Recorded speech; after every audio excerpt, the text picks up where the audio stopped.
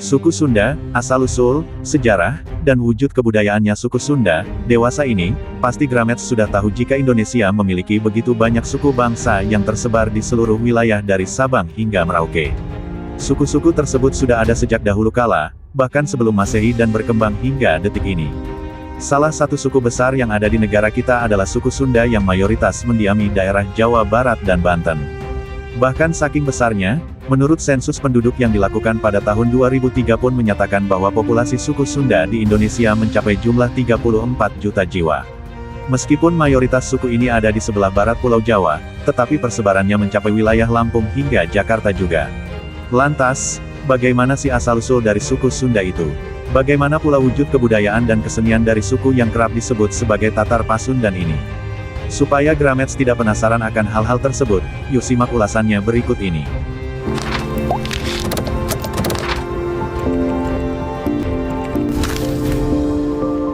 Mengenal suku Sunda lebih dekat. Populasi suku Sunda alias Tatar Pasundan ini paling banyak ada di Jawa Barat. Yap, wilayah yang memiliki luas mencapai 4.417.000 hektar atau sekitar 35% dari luas Pulau Jawa dan Madura ini memang telah lama menjadi kampung halaman para masyarakat suku Sunda.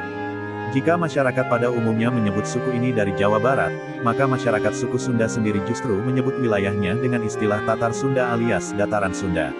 Tatar Sunda maksudnya adalah wilayah tanah Tatar yang meliputi bagian barat dari Pulau Jawa, dengan batas sebelah timur adalah Sungai Cimapali, sampai akhir abad ke-16 saja. Sementara itu, batas sebelah Tatar Sunda adalah laut yang memisahkan Pulau Jawa dengan Pulau Sumatera, yakni Selat Sunda. Sementara itu, masyarakat Sunda lebih menyebut dirinya sendiri sebagai orang Sunda. Dalam bahasa Sunda, kata "urang" berarti orang. Yap, secara etimologis, kata Sunda, yang berasal dari kata su, berarti segala sesuatu yang mengandung unsur kebaikan.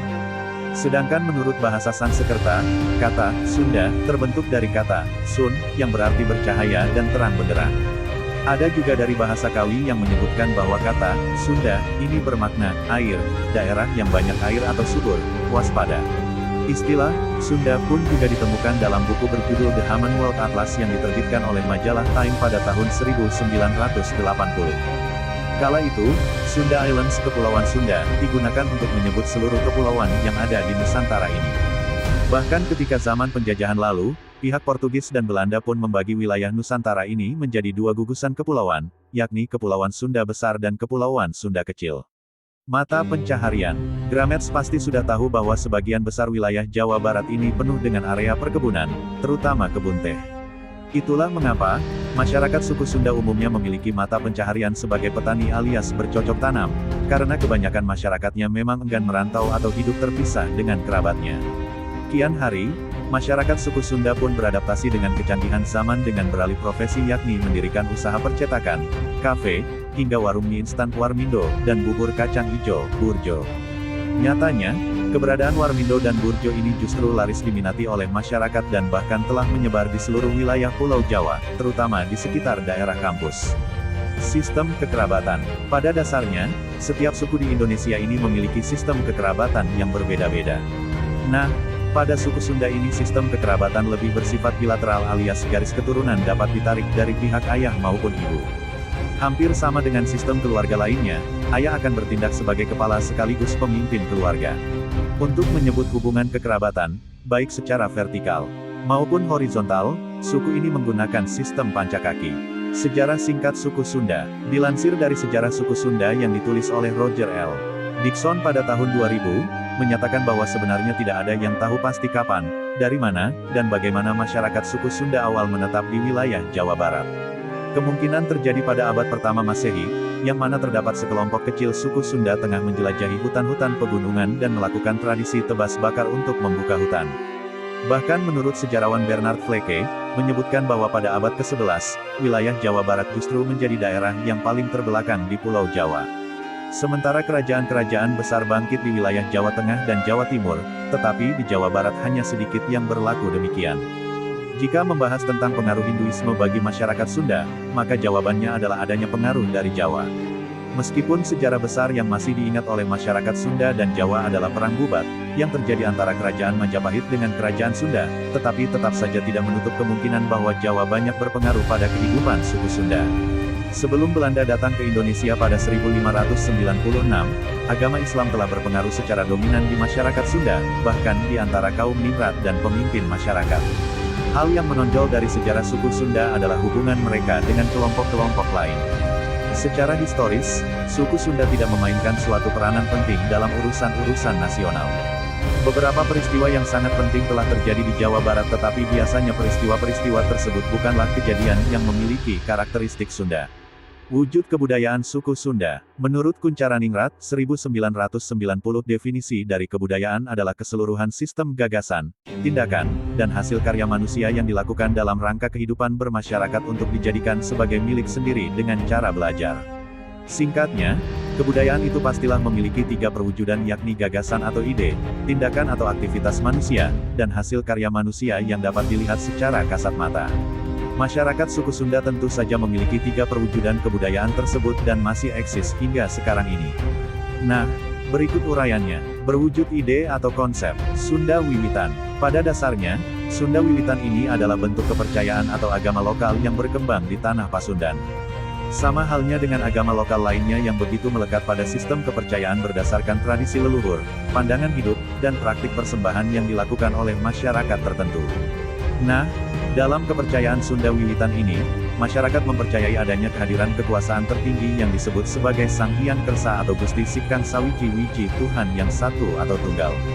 Menurut kepercayaan suku Sunda, Sang Hyang Kersa hidup di tempat yang tinggi dan agung, yakni Buana Agung atau Buana Nyungcung. Kepercayaan ini juga setidaknya memiliki tiga lapisan kosmologis dunia, yaitu Buana Agung yang merupakan tempat Gusti Sikang Sawiji Wiji berada, Panca Tengah sebagai tempat manusia dan binatang hidup, Buana Larang sebagai tempat roh-roh jahat bersemayam. Selain itu, Sunda Wiwitan juga memiliki konsep peranan hidup manusia yang dianut oleh suku Sunda, yaitu Tritangtu. Pada konsep Tritangtu ini mengacu pada pandangan akan konsepsi keseimbangan peneguh dunia dan dilambangkan dengan raja sebagai sumber wibawa, Rama sebagai sumber ucap yang benar, dan Resi sebagai sumber tekad yang baik. Pusat dari kepercayaan Sunda Wiwitan ini adalah Kerajaan Pajajaran yang dalam perkembangan zaman ini justru semakin menghilang. Namun, kemudian terbagi menjadi beberapa jenis dengan ciri khas sejarah masing-masing, salah satunya adalah Komunitas Agama Jawa Sunda ADS di Cigugur, Kuningan, Jawa Barat. Larangan-larangan. Sama halnya dengan masyarakat suku lain, pada suku Sunda ini juga memiliki nasihat yang berupa larangan-larangan secara turun-temurun dari nenek moyang. Tujuan dari larangan-larangan ini adalah keturunan mereka tidak sembarangan melakukan kesalahan atau bahkan melanggar sesuatu yang memang telah dilarang. Contoh larangan-larangan yang hingga saat ini masih melekat pada masyarakat suku Sunda adalah perkataan, tidak boleh bermain di saat matahari tenggelam, nanti diganggu setan, jangan makan makanan masam ketika matahari terbenam, nanti ibunya meninggal, tidak boleh melangkahi padi, nanti akan mendapatkan penyakit yang disebabkan oleh setan, dan masih banyak lainnya. Indung Berang. Di kehidupan sehari-hari, masyarakat suku Sunda begitu menghormati dan menjunjung tinggi kaum perempuan. Salah satunya dengan menjadikan sosok ibu sebagai panutan dengan menyebutnya sebagai indung. Sementara ayah tidak memiliki sebutan yang lebih tinggi. Menurut Hasan Mustafa, siapa yang mendidik anak dari kecil, sekalipun bukan manusia, harus disebut indung ibu. Hal ini juga hampir sama dengan ajaran Islam yang meminta kita menyebut ibu terlebih dahulu, kemudian baru ayah. Berwujud tindakan atau aktivitas. Bahasa Sunda. Gramets pasti tahu dong jika setiap daerah itu memiliki bahasa tersendiri sebagai identitas atau jati diri dari suku tersebut berasal. Nah, dalam suku Sunda pun memiliki bahasa khas yang termasuk dalam wujud kebudayaan aktivitas, yakni bahasa Sunda. Pembelajaran bahasa Sunda, baik secara lisan maupun tulisan telah diajarkan di lembaga pendidikan formal mulai dari jenjang sekolah dasar hingga sekolah menengah atas. Ditinjau dari buku-buku terbitan Balai Pustaka tentang bahasa Sunda, bahasa ini terbagi menjadi beberapa tingkatan, yakni kasar pisan, sangat kasar, kasar, sedang, lemes, halus, dan lemes pisan, sangat halus. Tingkatan-tingkatan tersebut ternyata merupakan usaha feodalisme masyarakat Sunda setelah tanah Pasundan di bawah kekuasaan Kerajaan Mataram. Perkembangan bahasa Sunda ternyata sudah ada sejak abad Masehi, tepatnya sebelum tahun 1600 Secara garis besar, bahasa Sunda terbagi menjadi beberapa sejarah. Sejarah bahasa Sunda Masai, sebelum tahun 1600 1. Sejarah bahasa Sunda Masa II, tahun 1600 sampai tahun 1800 2. Sejarah bahasa Sunda Masa III, tahun 1800 sampai tahun 1900 3. Sejarah bahasa Sunda masa 4 tahun 1900 sampai tahun 1945 m. Sejarah bahasa Sunda masa V, 1945 sekarang.